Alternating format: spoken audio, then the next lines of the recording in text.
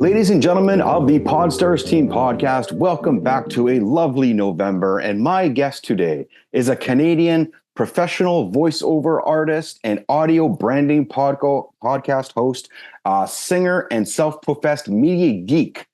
And her rich voice can be described as soothing, warm, and sincere.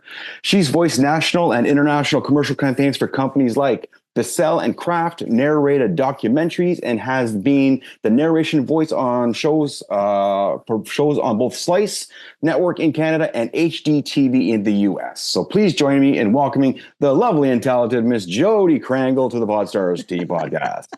Hi. Hello, and welcome. You're from the beautiful country of Canada, as am I. So my first question has to be, at what age did you realize that your soothing, warm, and sincere voice was going to open the doors for you in the voiceover world?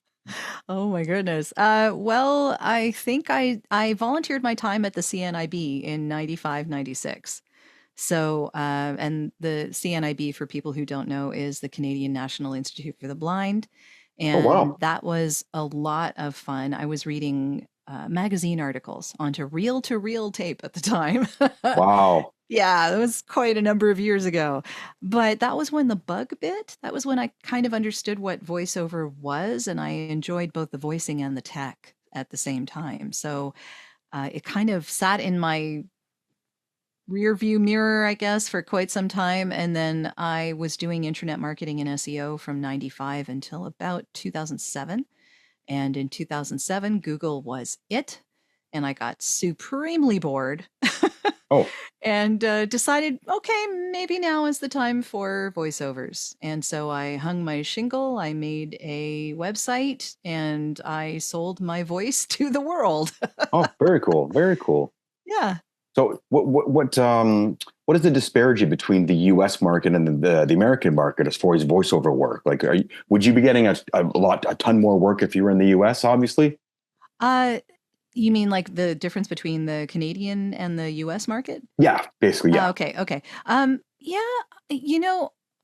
Obviously the US is a much larger market, but because of the way that most Canadians speak, our voice types kind of lend themselves better to certain areas of the US. So it really depends on the type of accent that you have or can train yourself into. I see. So at this point, I am more hired in the US than I am in Canada. Oh, wow. Okay. Because my accent has kind of morphed over the years, and now it's really hard for people to tell where I'm from, which is a good thing. Oh, it's like a shapeshifter sort of thing. Like no one knows what country you're from unless you've got a hockey stick and a pint of beer in your hand. Kind of, yeah. Canada. I got you. If I say process instead of process, then they get it. They figure it out. But yeah. Or if you spell color the wrong way. Oh yeah. Yeah. It still confuses me. It's the same word. Yeah. Oh well, we're British. You know, our derivatives are British as opposed to American. So that's where the OU comes in. Yeah. But yeah, about 90% of my work is with the US at this point. So yeah. Okay, very cool. Very cool. So that's why you haven't migrated to a warmer climate. I spend some time there, actually. I kind of do. I've started spending some winter time in the Orlando area, which is nice. I enjoy it. And I have relatives that are south in Florida for most of the winter, so that's nice. The unfortunate thing, and being Canadian, you know this, the only way that we can escape winter is to go south. Even BC is not really warm. No. So not much choice, unfortunately. I wish there was. But and I've been a huge fan of Florida. I've been to Tampa Bay, Daytona, and a couple other spots. Yeah. Orlando. I was just in Orlando, and I love it. Yeah. But what I don't like about it is the constant fear of Mother Nature destroying everything.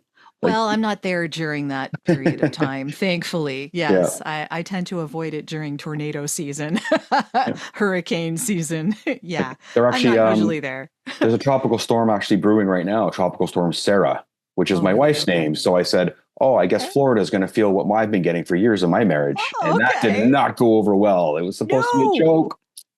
Yeah. I'd be careful with those. It sounded great in my head. And yeah, as soon as it came out, I should have taken that right back. Yeah. Sorry, Sarah. Yeah. I'll send my best to her. Okay. So, and you're incredible. How long have you been doing voice work now? How many years, roughly? 17. Okay. So in 17 years, have you had one particular experience that's really stood out amongst the others? Oh, Like something you really super enjoyed? Well, I did the in-show narration for Buying and Selling for a little while, which was the Property Brothers spinoff that happened this was like back in 2011, I think, actually. And it was a lot of fun. I really enjoyed that. And a very different genre of voiceover than I expected I would be in. Okay. But lots of fun. Yeah. Some documentary work. Right now I'm doing voiceover for Lindt chocolate, and I love that. That is so much fun. Oh, are they sending you gift baskets? Oh, no, I wish. No, they're just paying me cold hard cash. That's what they're paying me. But you can buy your own gift basket, so that's fine. Exactly. Fair enough. So in a line of work to yourself that you're in, do you have any particular rituals or superstitions to keep your voice warmed up or not safe, but protected? Just being hydrated, eating green apples, which can get rid of some of the clicks in your mouth, when you're on a very close-up microphone, and singing beforehand, because I'm a singer, so I just sort of warm myself up that way. Oh, That's okay. about it. So you don't have any like the crazy Celine Dion No. Like rituals that she has to have to keep her voice pristine at all times? No. No. I'm probably not the person to ask about warm ups and stuff like that. Yeah, I'm kind of bad for that. Fair enough. Yeah, but I will say my voice is very different in the morning than it is in the evening. You gotta get that first cough or two or three out before you can get a glass of water. The voice is a little rough in the morning, and hydrating and speaking and singing will warm it up a little, and then work, which is always good to have. So what's the best way for you to put out your talent to the world to be hired? Is it just like, I find it's not like a resume situation. It would be more of like a website or. Yeah, it's definitely a website, and people who work in voiceover get demos done for each genre that they can be hired for. So most of my genres have to do with marketing, advertising, and branding. And I do some intros and outros for podcasts, and I work in certain industries more often than others. So a lot of my website reflects that kind of thing. And they're all on the website there. So yeah, the website is kind of my business card, kind of my resume. And, I'm always getting coaching for new styles that are coming out because advertising changes. So the advertising market is very different now from the way it was when I started in 2007. So how so? Different sensibilities. So if you're trying to reach Gen Z, for instance, their BSO meters are so high that you cannot, you can't sell them anything. They're not there to be sold to. They want to have a conversation. They're there to have a dialogue with. So you're not selling to them, you're talking to them, which means you're not talking at them. Okay. So the idea is that you have to sound very natural, even while you are reading a script and looking at a blank wall, for instance. Right. That's where acting comes in. You got to picture who you're talking to in your head. So you're going to sound very different talking to your mom than you would be talking to your friend over coffee, than you would be talking to a 7-year-old child. Yeah. So very different perspectives. And none of it really can be put on or too syrupy or too sweet, or you can't do that crap. It just doesn't work. I gotcha. Yeah. So it's all about the generational gap between I guess millennials and Gen Z, because I don't think there's any other. Well, yeah, but I mean, I'm Gen X, right? So even we like it to be said like it is. Don't BS me either. That would be the greatest thing in the world, would it not? If everyone could just tell it right as straight as, like, right down the air, right down the line. Yeah. I mean, yeah, I think that people have gotten really savvy when it comes to advertising, and they are very inundated with a lot of what is out there. It's very noisy. So if you want to cut through the noise, you have to be real. Right. And that does take acting. I think a You lot know, of it people. takes acting to be real. Oh, okay, yeah, that should be on a t-shirt. Yeah. Yeah. I think But a lot of people yeah. nowadays are worried about fraud. It seems like a Oh, lot yeah. of people are really out to really try and take you for a ride, and you never know where this ride's going to take you. Like, Hmm. I mean, I'm not sure even familiar with what's going on in podcasting right now. Whereas Hmm. some of the celebrities that are on our website are getting emails saying, "We want to have you on our podcast for $1,500. We're Mm. sponsored by Nike. It's all run through Facebook. As soon as you click on the link, they automatically have access to your Facebook. They shut the whole site down." And then they start emailing all of your celebrity friends and whatever, Yeah. saying, "Hey, it's me. Can I borrow $50? Can I borrow $100? Blah, blah, blah." Like, this is a legit thing that's happening. And being Oh, from yeah. Canada, Kenny versus Spenny. Hmm. So we have Spenny, and it just happened to him. Whereas it took him like almost 2 weeks to get his stuff back. Some of his friends that actually sent money to these people, Yeah. and like, this is a real thing. Yeah, like it's a very, very hard world to live in if you're like a completely honest person. If you don't have that BS meter too, like, I could see how Yeah. you could be taken advantage of very easily nowadays. Yeah. You definitely do need to be careful. You need to be social media savvy, really, because there are so many ways that this can happen. For voiceover people, often we'll get an email from someone that says, "Oh, we have this job that we want you to do. We're going to pay for the studio and all of this stuff. The job pays, let's say, $800." And then they book you somewhere, and it's like a local studio, which is ridiculous because they don't even care if you have a home studio. So you know it's a fraud because they're not Okay. paying any attention to that. But if you don't know and you're new, so then you do the job for them, and then they send you a check for $1,500 and say, "Oh, that was for the audio engineer too.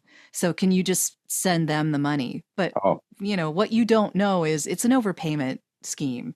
So what you don't know is that that check is going to bounce, and you just sent whoever this person was $700 for the difference. yeah. So you're out those $700 plus whatever you did for the job because you wasted your time, Wow. right? So yeah, this happens all the time. And now it's happening a lot in voiceover, but it can happen with anyone. It can happen with singers, it can happen with anyone who does anything creative. That is so shady. Thank God Yeah. that the whole check thing is hopefully becoming a thing of the past. And now it's Yeah. like, you transfer me right now, or we aren't Yeah. going any further. Yeah. Often they'll ask you to go on WhatsApp. Oh, okay. And kind of that's my spam, filter, right? Like if I know the person very specifically and they want to be on WhatsApp, that's a different thing entirely. But if it's someone I don't know and they want to go on WhatsApp, no, I'm Your sorry. first warning sign goes off. That's my warning sign. I Yes. gotcha. No, fair enough. Like, One of many, but yeah. we actually have a couple of voiceover artists on our site already, so I'm hoping that maybe I should forward them this information, because Oh yeah. I've never heard of that, and that's wow. I can understand If how they're in the frustrating that must Facebook be. groups or the LinkedIn groups or anything like that, they've heard of these things. Oh, fair enough. I That makes sense. guarantee. Yeah, Yeah. yeah. Do most voice actors have their own studios, or is it just it could or could not? Like, it goes These by the days, I person. think these days they do. Yeah. Yeah. I mean, I'm in Newmarket, so it's still an hour and a half for me to get to downtown Toronto, and then parking is a royal pain in the butt. So, do I want to be spending an hour and a half in traffic and then stuck in their office for 4 hours doing a job and then having to drive, an hour and a half, 2 hours home? That's a whole day out Yeah. of my work Yep. Not where to I mention the have $50 in parking. yeah, exactly. But I have clients who come to me from all over the world on a regular basis, and I do them in my home studio so that I can do them one after the other after the other. I can't spend my time in Traveling a around. downtown studio for, 8 hours of my day. That's 8 hours I'm not doing work. I mean, I'm working for them, but that's one job where I could be doing three jobs, you know? Absolutely. So it just makes no financial sense for me to not have a home studio Gotcha. because of working with people all over the world. And that's why it's so beautiful, as I explained to you when we met. I said, that is an incredible looking studio. So yeah, it's amazing how all these things come into play. It all comes full circle. This is actually my my podcast setup. So my voiceover setup is in that booth. And this is a $100 mic. Okay. And in there is a $1,200 mic. Okay. So that's a bit different. Fair enough. Absolutely. Yeah. And the environment is very treated. It's a 5x4 booth. So yeah. Gotcha. Yeah, very different. All right. So we've gone over a whole bunch of fraud and a whole bunch of bad things that could happen. So let's lighten the mood just a tad. So here at the Podstarz Team Podcast, I generally like to ask at least one question that will kind of get you off your game. So are you ready for yours? I'll try. Sure. All right. Now you cannot ride the fence. It has to be a very definitive answer. Okay. Star Trek or Star Wars, and why? Oh, do I have to choose? You have. I have to say one or the other. I told you this is what we do here. Oh my I read your bio. Okay. I saw the sci-fi I will say Star Trek then. Okay, you're a Trekkie. Okay. Yeah, I definitely am. I love both of them, I will say, but I think I'm more of a Trekkie than I am a Star Wars fan. Okay, so mostly I got it. because I like the overall message. I like the idea that we can get along. Okay, I like that too. You know, the utopian. I know that it's, you know, maybe not cool to say, but I wish the world was like that. I mean, it looks great on the show. Yeah, it could work. Clearly, Gene Roddenberry saw something. Yeah. Well, there's a lot of things that have come about, like, you know, like watches that are for sure smartphones, you know, or communicators that, you know, became our smartphones, that, you know, like so many interesting things that show created first that we have aspired to. And even from like the 60s, which I think is outstanding about the show, but it has so many iterations and all of them have different points of interest for me, just as storytelling. Right.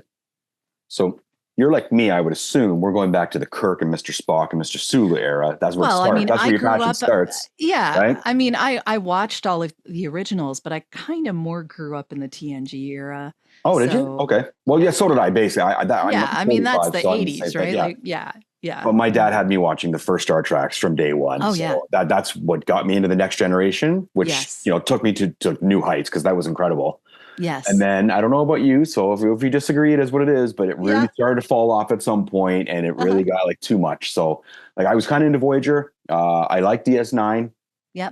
And then the ones that were after that, hit and miss. So kind of like Star Wars too. Like Star Wars, the first 6 were fantastic. I like the Phantom Menace, even though it gets a lot of hate.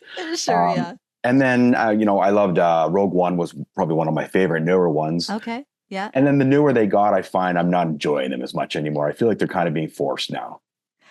You know what, as storytelling and as pomp and circumstance, like the whole, the show, the cinema, you know, I enjoyed them just because I like good entertainment and I was entertained. So I was fine with that. But it's the same thing with Star Trek for me now, but I think actually the newer shows I'm really starting to enjoy. So I don't know if you've watched Strange New Worlds. No, if you have not yet. I highly recommend it. It is absolutely really, really fantastic. And then Lower Decks, just because it is so much fun. Is that the cartoon? Yes. Oh, okay. Oh, yeah. I thought I heard. Okay. And Lower Decks had a crossover episode with Strange New Worlds. Oh, okay. So the voice actors became live action actors on the Strange New Worlds show. And it was hilarious and really well done. And it was so fun to see the voice actors in person. Well, I'm glad that I'm not the only one watching cartoons, because my wife just walked down to the basement and I'm watching like the Superman or DC Batman. And she's like, I've watched you're 45 watching cartoons. And I'm like, Back upstairs, woman. I Okay. watch my Batman. I watch anime on a regular basis. Yeah, no, I mean everything animated. I've watched all of the DC, all of the Marvel. Like I love all that stuff. Me too. So I'm yeah, hardcore into all that stuff. But yeah, yeah. at least these days you can admit it without being stuffed in a locker. Oh, hey, nerds run the world. That's it. 1,000%. I agree. Yeah, So Star Trek and Star Wars, they fall into the umbrella of science fiction. And I also yep. see that you're a fan of Firefly. Oh yeah. So would you generally categorize yourself as a sci-fi girl, or is that just your favorite genre of movie enjoyment overall? You know, I watch as much fantasy, I think, as that urban fantasy too. You know, like the whole vampires and werewolves and stuff like that. I find really fascinating too. You know, the occult stuff. So there's like all sorts of different genres of this. I don't know that I would say that I'm more one than the other. It's just at one point in time there happens to be more on television in one than another. So Lord of the Rings fantasy too? You're into that? I was never much of a Tolkien fan. This is kind of odd, maybe, but I didn't actually read Tolkien until I was in my 30s. Yeah, me either. So, yeah, I just didn't. It did not appeal to me all that much. I mean, I know it's the original, It is. and I understand that that's where all of the Dungeons and Dragons and all of that kind of stuff, which I play on a regular basis, by the Okay. way. But I realize that's where its basis is. But for me, it just never really appealed. I think mostly because I found it hard to I found it hard to relate to any of the characters. Really? Okay. Yeah, I really did. I think mostly because there were no women Yeah, there was anywhere.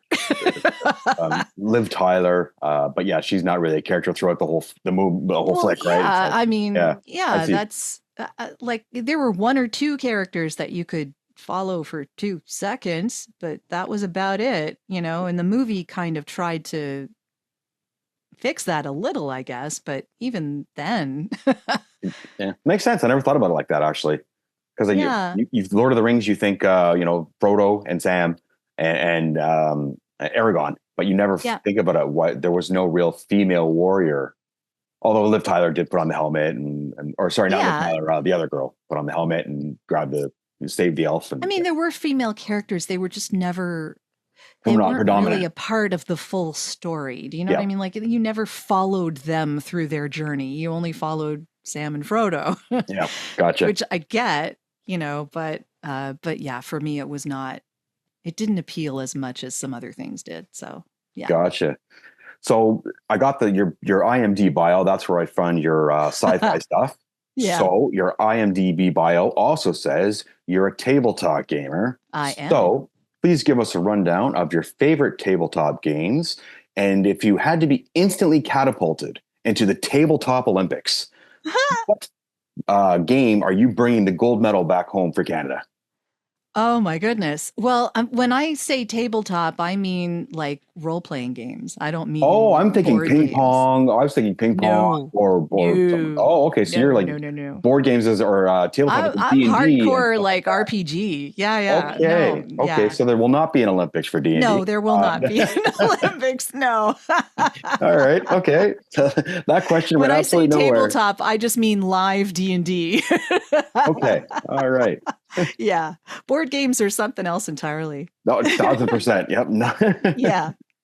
Okay. So have you ever been like in a giant D&D tournament where it lasted? Because those games can go for days from what I'm told. Like, Uh, LARPs, you mean? Like I have been in LARPs before. That's like the live role-playing idea. I've been in a couple of those. They're fun, but I kind of prefer the sitting around a table with your friends kind of deal as opposed to dressing up in costume and trying to pretend with strangers.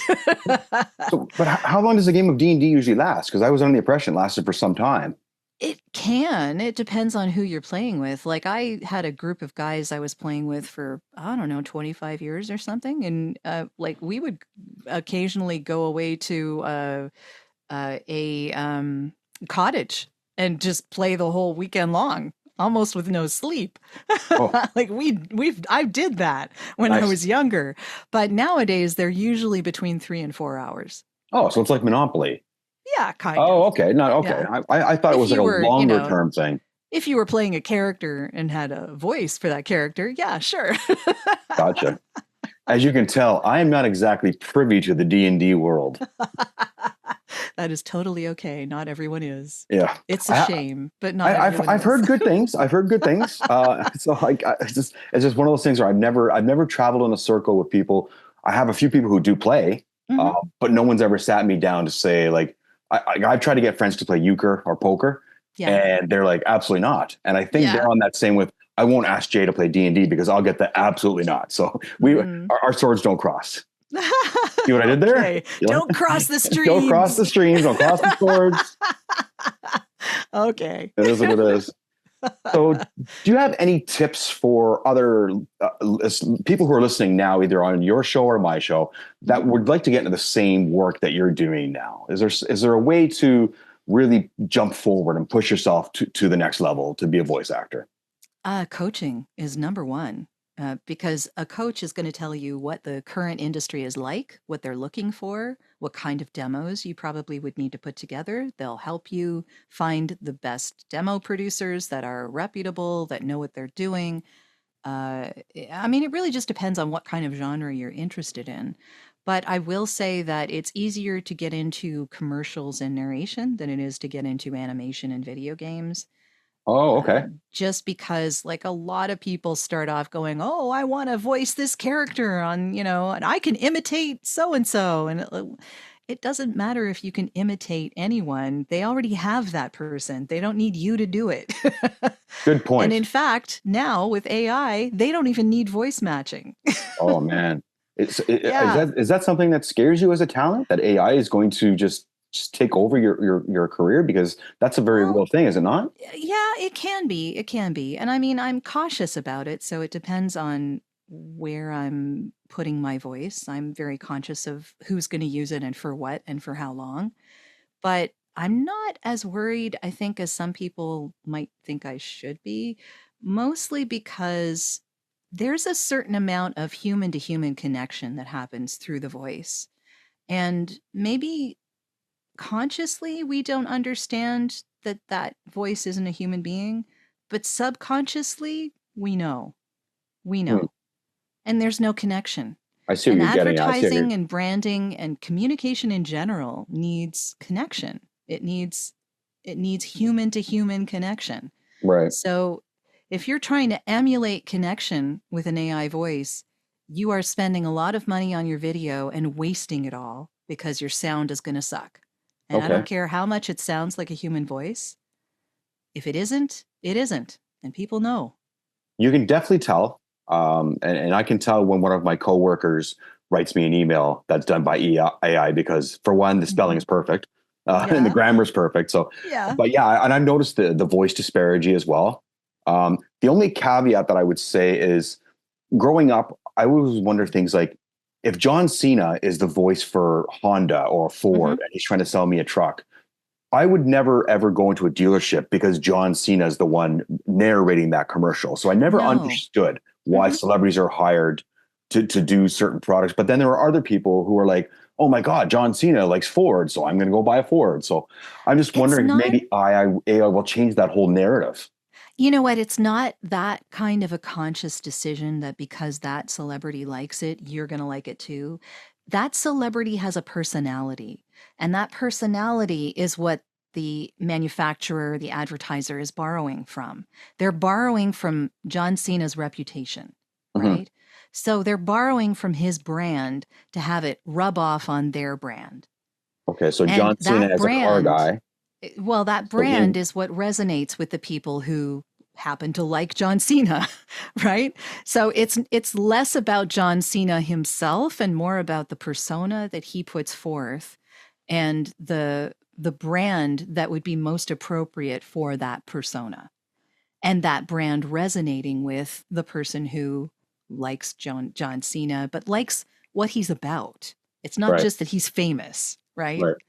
There's something to him that they like. There's a brand to him that they agree with, that they like, that they want to emulate, that they want to experience. Well, so he emulates like honesty and truth. Like he's never had like a bad thing said about him. So I guess like Ford's hiring that umbrella. They're hiring that reputation. Yeah. Okay. I see what you're saying. That is reaching out to an audience that's going to understand that branding synergy. So that's audio branding. That's what I talk about all the time. So but here's the problem, right? You can use John Cena, but if John Cena does something at some point in his career that people are like, oh my God, he did this. Oh, right. Do you want to be associated with him? Right. Like Tiger Woods and Nike. Well, yeah. That can happen at any point. Right. So if you are using someone else's reputation and you're not making your own reputation, you are susceptible to whatever that other person does. And your brand can be hurt because of that. So that's why when I talk about audio branding, I always suggest that people make their own because they need to own it. Right. It needs to be theirs. So John Cena is not owned by Ford. Right. John Cena at some point, I mean, I'm sure he's a lovely person. And I'm not expecting this to happen. But at some point, he could do something that they don't want associated with their brand. Sure. And in that case, they're stuck. Then they have to go find another brand. They have to go find some other person to associate with or some other popular song to play when they do their advertising. Or, they don't own anything. Right. So then you're in damage control. You have to scrub everything and pretend like you never had anything to do with them and then put out a statement. Exactly. And that's a lot of money. Oh, sure. Absolutely. I'm sure they're not cheaping out on paying him, right? So I would highly doubt it. Yeah. Exactly. So there's a lot to this audio branding thing, and a lot of it is psychology. A lot of it is neuroscience. And the way that we behave when we experience a brand and how they present themselves to the world. So if you have a brand and you are consciously sitting down and making an audio brand for yourself that goes along with your visual brand, then you are in charge of that. Right. If you let the world make it for you, you're not in charge of that. That could be good or bad for your brand. True. So, and people are spending thousands of dollars on good video and then ruining it with bad audio. Why? Why do that to yourself? You're wasting all the money you spent on that good video. You're wasting every cent of it. Because I would assume sound is more important than the audio, right? That's just where I would think. You know what? It's on par with it. But I would say that people are more likely to watch a video that has good sound than they are to watch a video that has. Sure, absolutely. Awful. If you're frustrated and have to like pull the phone to your ear, I'll just swipe the other way and I'll find another video that I can hear perfectly. Yeah, but also think about it in terms of the reason that you watch something and the reason that you listen to something. So I don't know about you, but if I turn off the sound on a movie, I could watch. I hate scary movies. I hate them. I'm not into gore. I really dislike that kind of a thing. But if you turn off the sound, I can watch it. Oh. Does nothing to me. But as soon as you hear like the screaming and the screeching, as soon as I hear the chainsaw or whatever, the emotional music cues, as soon as the audio merges with the video, I can't watch it. Interesting. I never thought of it like that. Yeah, it's like as soon as you hear the Michael Myers theme song, you know that shit's going down right now. I'm going to look the other way. Yeah, think of it another way. The video is the information. The audio is the emotion. Right. And you can't really get enough from advertising if you only have one and not the other. We're not logical beings. I mean, we try, right? But we don't buy based on logic. We buy based on emotion. Yeah, so I'm guilty of that. To appeal, all of us are. You're not the only one. But to appeal to that emotional connection, you need to have sound. Yeah. No, makes total sense. It needs to be good sound. It can't just be bad sound that hurts our ears. Well, I mean, even if you want to break it down to as far as like just the world of podcasting in general, when I first started, when I got my podcast off the ground in 2021, Mm-hmm. I only bought a $50 mic off Max Sold because I was like, you know what? This is more for fun and Try it out. Yeah. but then I heard other people's and I was like, the difference is night and day. So as soon as I went and I did at one point have a $160 mic, the sound difference was unbelievable. And it's not like I was doing anything. It was literally you get what you pay for. And this is one of those scenarios where that actually comes to true. Well, this mic right here is $100. Maybe a little more because it would be $100 US. But it's a HyperX. You can change the color. I can make it match my branding, which is a lot of fun. But because I'm close enough to it and it's a USB condenser mic. So it has more clarity and it has a cardioid pattern, which is kind of a figure 8 in front of it. Okay. So I'm not using Omni. Omni gets the whole room around it, right? You don't necessarily want to do that because when you do that, you get much more room noise, much more echo. It doesn't sound as good. So the cardioid pattern is much easier to use. And then because it's a condenser mic, it's clearer. And that makes a $100 mic sound pretty damn good. And being close enough to it too. I noticed that you don't have the what do we call it, like the spit the piece. I forget what it's called, but you know what I'm talking about. That piece. Yeah. And do you have your room layered? The pop screen? Yeah. Do you have your room layered with the sound stuff too? And like, I don't actually. I mean, there's still some hard surfaces in this room. It's what's cutting down on the room noise is the fact that I am close to my mic. Okay. You can get away with a lot if you are close to your mic. That was my next question because again, when I first got into the thing, a lot of people were like, you have to have this, you have to have this, you have to have this, you have to have soundproof room, you have to have this. And I knew that was better for the sound, but coming from someone like yourself, who your whole job is to make sure that your sound is pristine at all times, you would be the best person to ask about sound quality, certain types of microphones, soundproof rooms, what you need, what you don't. So you'd be a great person for a podcaster to get some really great advice from. Well, a podcaster's needs are a little different from a voice actor's needs. So a voice actor, when they're working, they need an entirely dead environment. And the reason for that is because we're sending our raw audio to a producer to put on their production. And we don't want to color it anyway because they need to do what they're going to do to make it fit with their video or another person's dialogue or whatever else they're doing, right? I can't color it anyway, or I need to give them as raw as possible an audio track because they need to work with it in whatever situation they have. I can't ruin that for them. So that's different when it comes to podcasting. It might be helpful if you were able to do that, but not everyone can afford to have a custom-made booth and a $1,200 mic. You know, like that's not everybody's idea of podcasting setup. And also, I felt like I wanted to be outside of my booth because this looks better on camera than being in a tiny booth and having the webcam looking down at the top of my head. So it just makes more sense if I have a visual podcast as well to be more comfortable and outside of the booth. But yeah, you can cut down on a lot of mistakes and bad sound by just being close enough to your mic. Right. And that takes care of a lot. Also, definitely having earbuds or some kind of ear covering and not AirPods.